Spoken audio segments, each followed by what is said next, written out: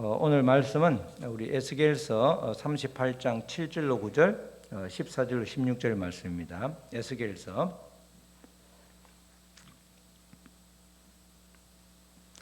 38장 7절로 9절, 14절로 16절 말씀입니다.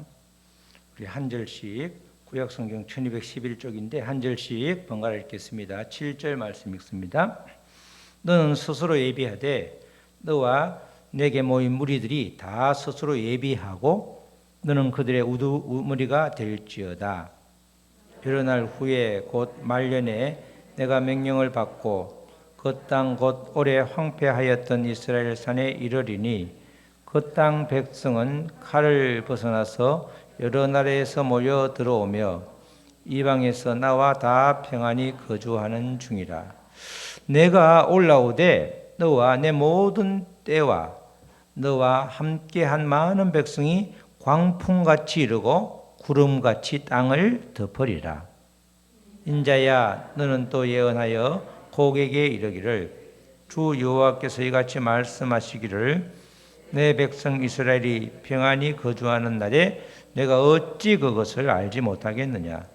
내가 내 고국 땅 북쪽 끝에서 많은 백성 곧 다 말을 탄 무리와 능한 군대와 함께 오되 구름이 땅을 덮음같이 내 백성 이스라엘을 치러 오리라. 고기 끝날에 내가 너를 이끌어다가 내 땅을 치게 하리니 이는 내가 너로 말미암아 이방 사람의 눈에서 내 거룩함을 나타내어 그들이 다 나를 알게 하려 함이라. 아멘. 이방 사람의 눈앞에서 거룩함을 나타낸다는 거죠. 오늘 말씀은 제목이 회복된 뒤에도 위기는 찾아옵니다. 다 같이 시작.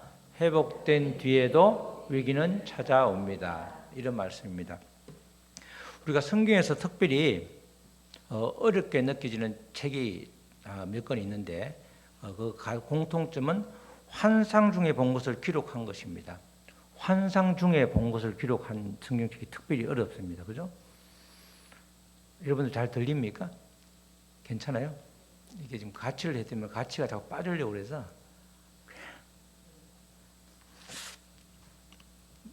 말이 잘 안 나오는데 이렇게 성경 환상이라는 것은 죄송합니다.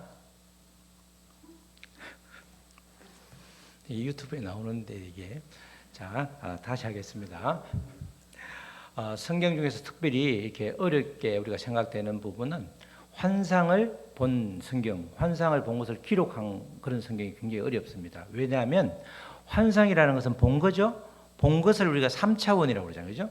입체 3차원의 세계인데 본 것을 지면에 기록하다 보니 그죠? 차원을 달리해서 2차원으로 기록하다 보니 빠지는 게 많잖아요. 그대로 그 본 것을 아무리 그림을 잘 그리도 글을 잘 기록을 해도 똑같이 할 수는 없단 말이죠. 그래서 그런 부분이 굉장히 어렵습니다. 그래서 이런 특별히 환상을 본 것은 우리가 본 사실이지만 그것을 문자 그대로 해석할 때는 굉장히 어려운 측면이 있습니다. 그래서 에스겔을 설교하는 교회가 거의 없죠. 에스겔은 꼭 설교하면 37장에 마른 뼈가 살아난다 그 설교 말고는 다른 거는 하기가 굉장히 어렵습니다.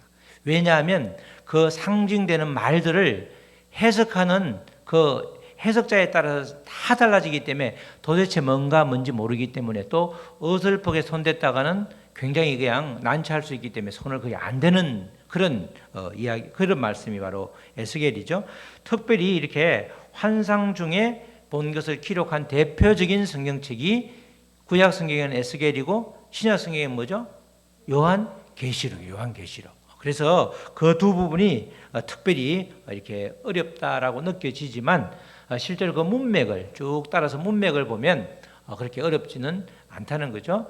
우리가 에스겔은 32장까지는 전체 이스라엘과 그리고 주변 7나라에 대한 심판과 멸망에 대한 기사였고 그리고 33장부터 끝까지는 이스라엘 회복 그리고 새로운 성전에 대한 이야기인데 특별히 오늘 본문 말씀이 들어가 있는 38장하고 39장에는 회복이 아니라 고기라고 하는 왕에게 무참히 짓밟히는 소위 말해서 곡과의 전쟁을 다루고 있는 그런 내용입니다.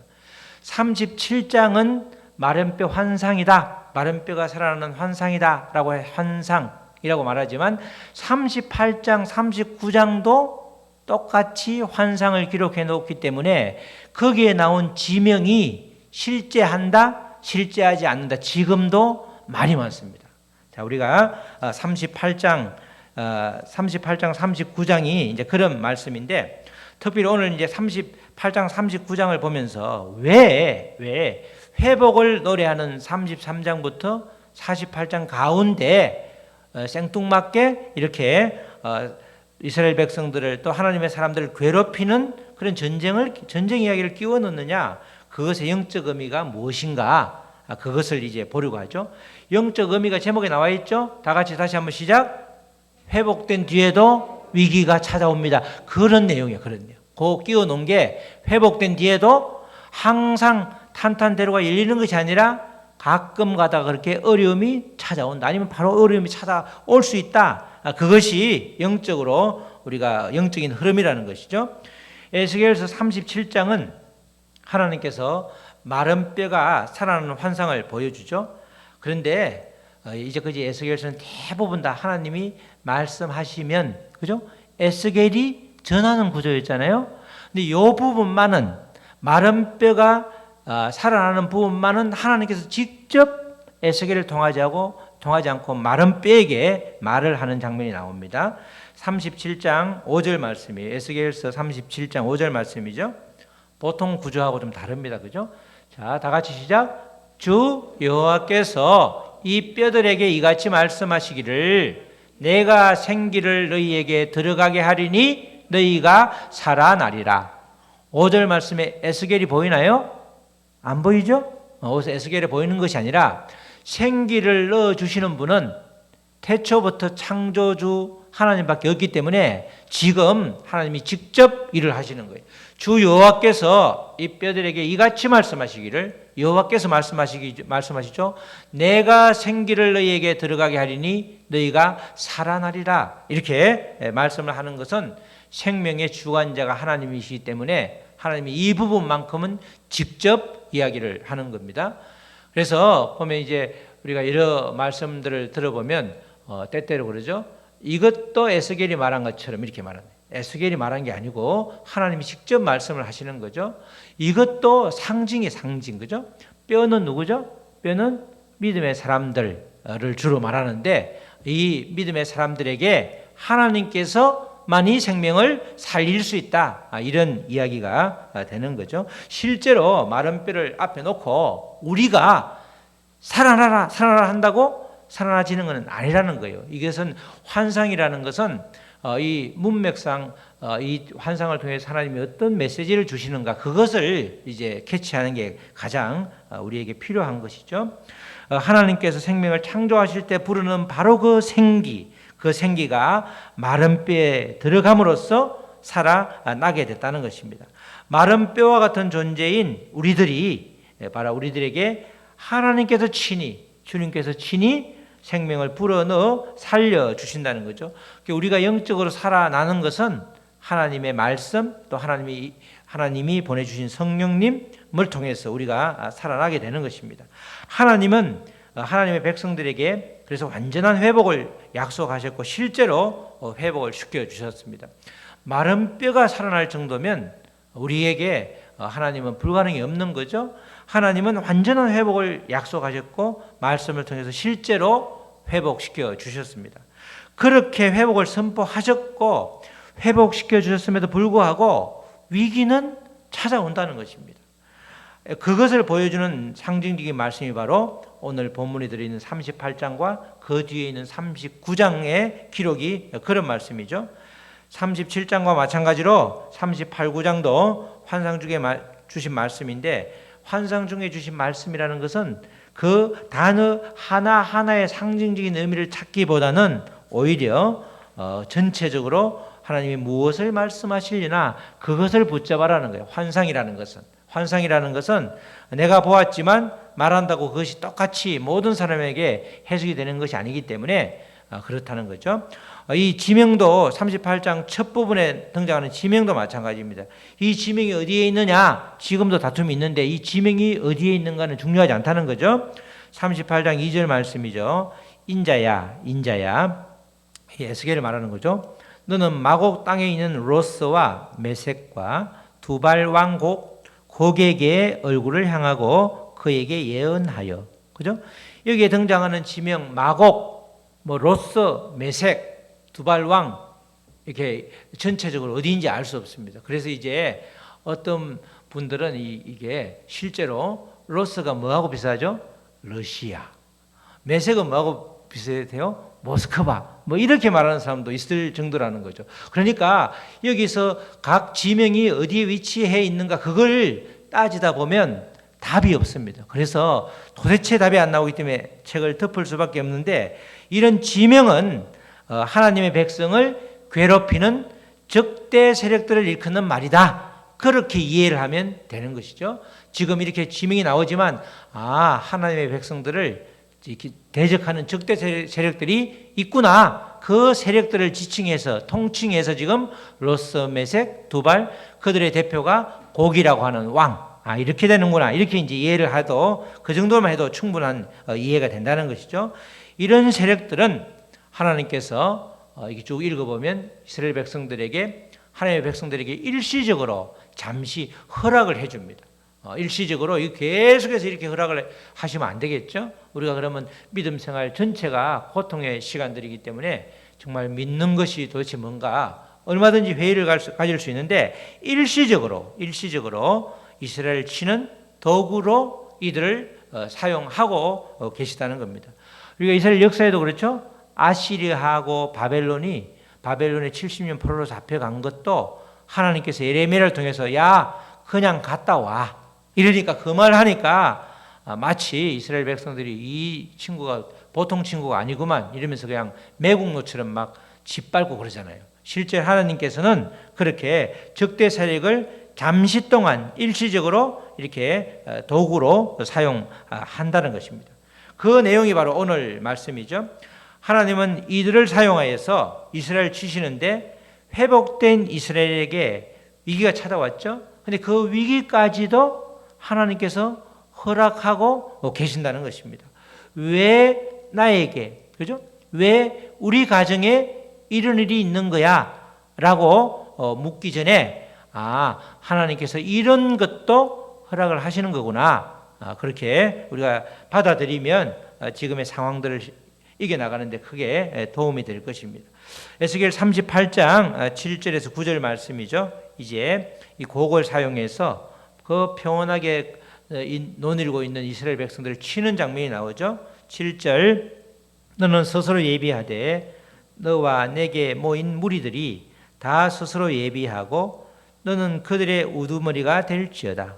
너는 곡을 말합니다. 곡.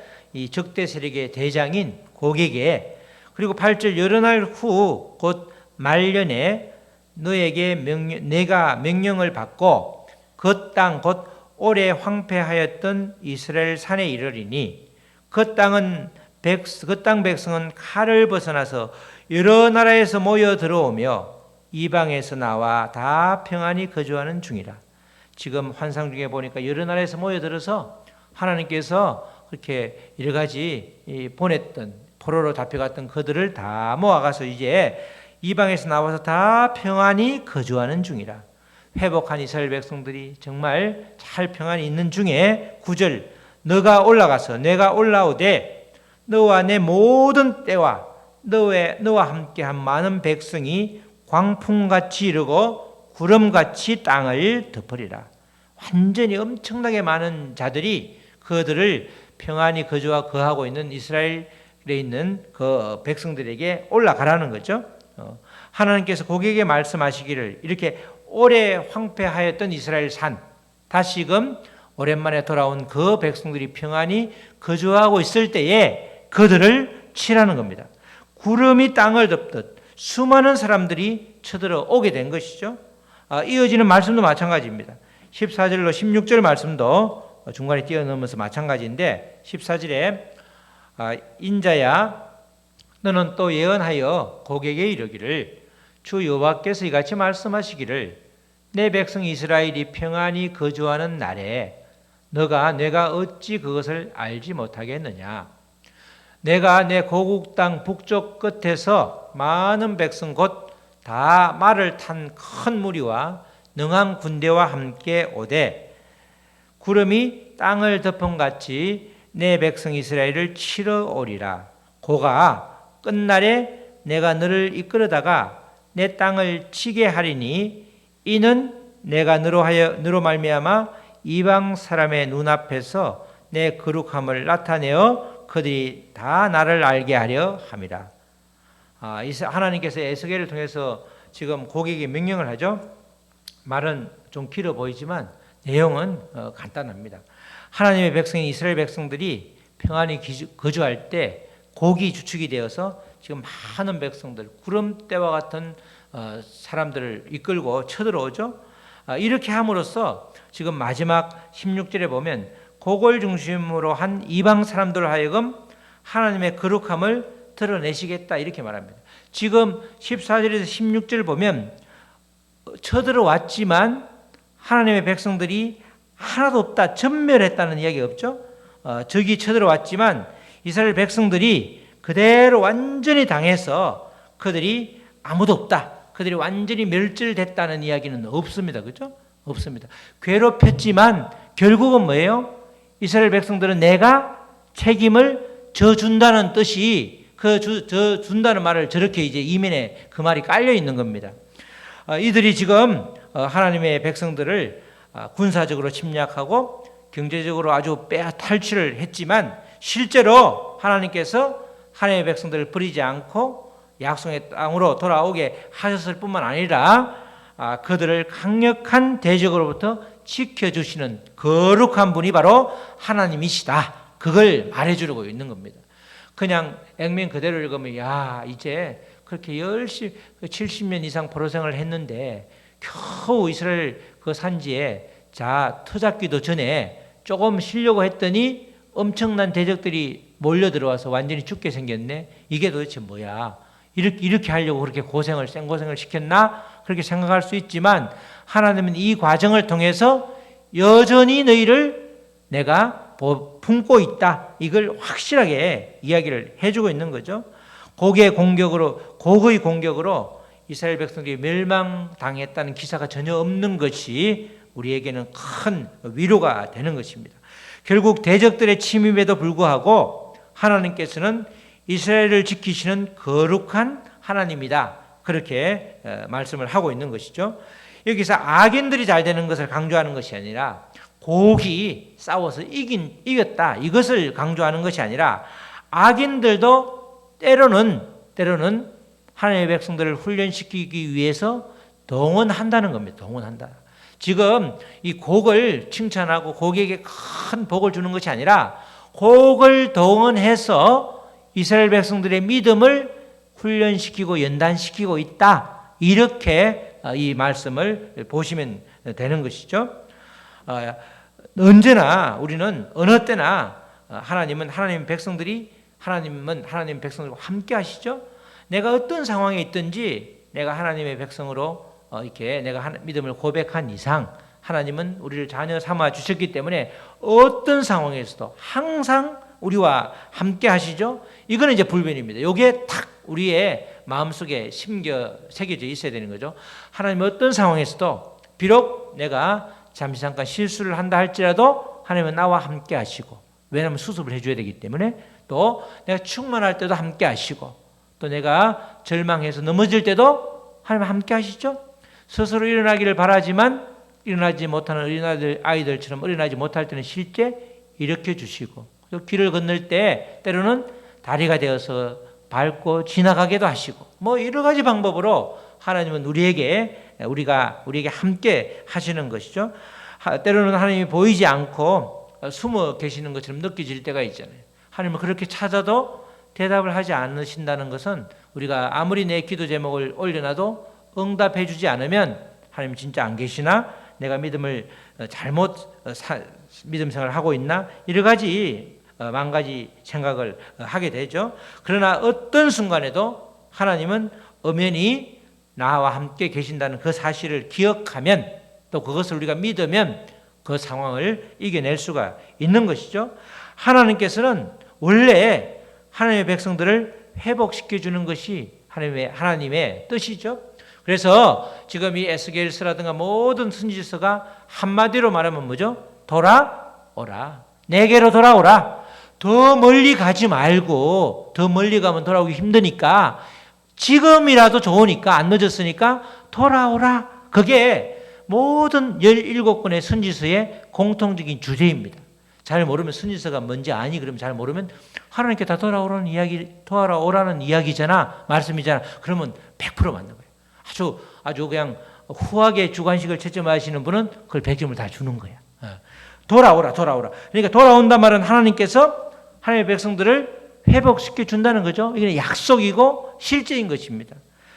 그런데 이 회복이 이례적으로 완성되는 것이 아니라 진정한 회복의 때까지 계속해서 위기가 찾아온다는 것이죠. 이때 찾아오는 위기는 우리 편에서 보면 위기가 맞지만 하나님 편에서 보면 우리의 믿음을 아주 신실하게 하기 위해서 허락하시는 잠시 잠깐의 수단이 되는 것입니다. 위기가 목적이 아니라 우리에게는 너무나 큰 위기, 절망처럼 보이지만 하나님은 그 절망을 넘어서면서 절망 너머에 하나님이 계시구나, 그것을 심어주기 위해서 그렇게 하나님께서 잠시 잠깐 허락을 하시는 거죠. 우리가 한번 굉장히 어려운 길이라도 한번 지나가면 그 다음에 훨씬 더 수라죠. 수랍니다. 그런 것처럼 하나님 이미 우리의 모든 상황, 우리가 하나님은 시간을 초월하시기 때문에 우리의 지금도 아시지만 2년, 3년, 10년, 20년, 50년 뒤의 상황도 아시기 때문에 거기 전체적인 구도로 봤을 때 지금은 이때는 이렇게 하는 것이 너한테는 최상이야. 우리는 아닌데 하나님이 보실 때는 그렇다는 거죠. 우리에게는 위기지만 하나님은 우리의 신실한 믿음을 위해서 잠시 잠깐 마치 고기라고 하는 그렇게 적들을 잠시 사용한 것처럼 위기를 그렇게 허락하심으로써 우리의 믿음을 더욱더 훈련시켜 주는 것입니다. 호사다마라는 말처럼 정말 복된 일이 있으면 중간중간에 걸려 넘어질 수 있는 게 세상이죠. 믿음의 세계에서도 위기가 없이 하나님의 말씀대로 그냥 하나님의 말씀을 100% 신뢰하고 실천해서 내가 믿는 순간 믿음이 완성됐다라고 하면은 위기가 아무 의미가 없겠지만 우리 모두는 우리가 믿음을 고백하면서는 이제 애기 믿음에서 시작해서 서서히 성장하고 성숙해 가는 과정이잖아요. 그 과정에서는 그런 아주 소가리가 반드시 있게 된다는 것입니다. 그렇기 때문에 우리가 욥기에서도 말씀하시죠. 욥기 23장 10절에서도 그런 말씀을 정확하게 해주고 있습니다. 그러나 내가 가는 길을 그가 아시나니. 욥이 지금 계속해서 새 친구한테 공격을 받고 있는데 욥이 지금 변론을 하는 욥의 말이죠. 욥이 내가 가는 길을 그가 아시나니, 그가 나를 단련하신 후에는 내가 순금같이 되어 나오리라. 지금 하나님은 아신다는 거죠. 하나님이 나를 단련하고 계시는데 이게 지나면 내 믿음은 더욱더 아주 더 성장하고 더 완전해지게 된다. 이렇게 욥이 고백을 하고 있습니다. 고난의 한가운데 있는 욥이 친구들에게 지금 대답하는 그런 내용이죠. 욥은 엄청난 고난 가운데 욥을 하나님께서 밀어넣으신 거죠. 그런데 그 고난을 통해서 욥을 단련시켜서 순금 같은 믿음을 주시기 위함이다. 그게 욥의 고백이었습니다. 자, 믿음 생활을 결단하고 힘차게 우리가 시작할 때 여러 가지 일어나는 일들, 그 일들은 다 나의 믿음을 단련시키려고 하나님께서 허락한 그런 사건들 또는 그 일들이라는 것을 기억을 하시기 바랍니다. 교회에 나오기만 하면 우리 기준으로 모든 것이 잘 된다는 성경은 어디에도 없죠. 성경에는 어디에도 성경에서 말하는 복은 예수 그리스도를 주인으로 삼아서 하나님 나라의 백성이 되는 것, 그게 가장 큰 복인 것이지 성경 어디에도 너가 교회에 나오면 모든 일들이 세상 기준으로 모든 일이 잘 된다, 다 합격하고 승진하고 번창하고 그런 기사는 없잖아요. 하나님의 백성이면 하나님의 백성을 도구로 써야 되기 때문에, 선교의 도구로 써야 되기 때문에 물질을 많이 감당할 수 있으면 부어주고, 나의 믿음은 종제기밖에 안 되는데 물질을 어마어마하게 주면 완전히 하나님과의 관계가 끊어질 것 같으면 주고 싶어도, 쥐고 있어도 주고 싶은 마음은 꿀떡 같은데 받을 자세가 안 됐으면 못 주는 거 아니에요. 그래서 우리는 계속해서 우리의 믿음의 그릇을 넓히기만 하면, 깨끗하게 치워놓기만 하면 하나님께서 부어주시는 것은 아무 이상이 없는 거죠. 그러니까 모든 것이 하나님은 준비해 놓으셨고, 내가 준비가 좀 덜 됐기 때문에 때로는 고난을 통해서, 때로는 시련을 통해서 그 그릇을 만들어주고 있는 그런 과정에 우리가 놓여 있는 것입니다. 저도 2000년이죠. 2000년 다 그냥 우리 감리교는 여러분들 권사가 몇 살이 되는 줄 아세요? 장정에 몇 살? 안 돼봐서 몰라요? 되신 분들 잘 몰라요? 35세. 제가 35세에 권사가 됐어. 정말 전도도 지방에서 전도도 3년 동안 아내랑 둘이 전도왕도 하고 상도 타고 뭐 이랬는데, 너무너무 막 믿음 생활을 열심히 하는 거예요. 아침 한 8 청년 교육부의 중고등부장, 청년부장을 겸임했기 때문에 아침 일찍 가서 이제 일부 예배 드리고, 다 청년들하고 회의하고 하면 한 9시 이렇게 하루 종일 교회에 있었죠. 정말 너무너무 열심히 지금 봐도 믿음 생활을 했죠. 그런데 딱 2000년에 딱 밝아오면서 우리 애를 갑자기 미국에서 데리고 가죠. 그것도 가장 존경받는 목사님 사모님이 운전하셨는데 그렇게 데리고 가시더라고. 어떻게 해석해야 되죠? 믿음 생활을 그렇게 잘하고 있는데, 너무너무 주님께 기쁨이 되려고 그렇게 애쓰고 있었는데 뭐가 잘못된 거죠? 모르겠더라니까. 근데 그 이후에 보니까 이런 말씀들을 보면서, 믿음을, 그 사건이 아니었으면 저는 강단에 설 가능성이 1도 안 됐습니다. 그것으로 인해서 계속해서 곱씹다가 보니까 인생 사는 게 이런 애부터 시작해서 생명도 그냥 먼저 가는 순서가 따로 없네? 이런 것부터 시작해서 이렇게 여러 가지 그냥 생각을 많이 하게 되더라고요. 그런 게 큰 충격이 없으면 생각을 안 했을 텐데, 그런 일이 있으니까 이런저런 생각을 하면서 한 명의 영혼이라도 살리는 게 귀한데, 그래서 이제 이렇게 오게 된 게, 이 자리까지 오게 된 거죠. 어느 누구나 믿음 생활을 정말 열심히 할 때, 정말 외부에서 볼 때는 감당할 수 없는 엄청난 시련이 올 때도 있는 거예요. 그러니까 그거 말고, 감당하지 못할 시련 말고 잔잔한 시험은 수없이 올 수 있다니까. 그 오는 게 오히려 우리의 믿음을 단련시키는데 도움이 하나님이 보실 때는 되는 거야.